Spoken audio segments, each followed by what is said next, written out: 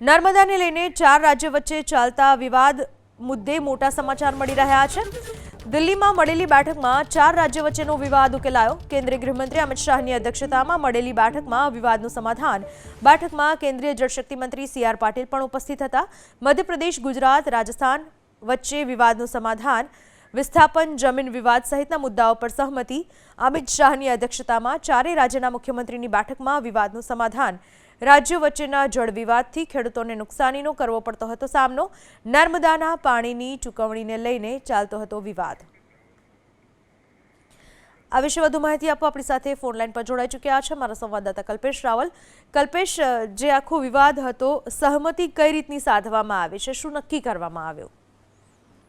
ખાસ તો આ વિવાદના સંદર્ભમાં વાત કરવામાં આવે તો ગુજરાત, રાજસ્થાન, મધ્યપ્રદેશ, મહારાષ્ટ્ર આ જે રાજ્યો જે છે એના વચ્ચે જળના સંદર્ભમાં, વિસ્થાપનના સંદર્ભમાં અને જમીન વિવાદને લઈને મામલો ગૂંચવાયેલો હતો। પરંતુ આજે જે બેઠક મળી છે અને જે માહિતી મળી છે તે પ્રમાણે આ તમામ જે મુદ્દાઓ પર છે, વિસ્થાપનના પ્રક્રિયાથી માંડીને જમીન વિવાદના નિરાકરણ સહિતના મુદ્દાઓ પર સહમતિ સધાઈ છે અને નજીકના ભવિષ્યમાં જ આ દિશામાં કાર્યવાહી પણ કરવામાં આવશે।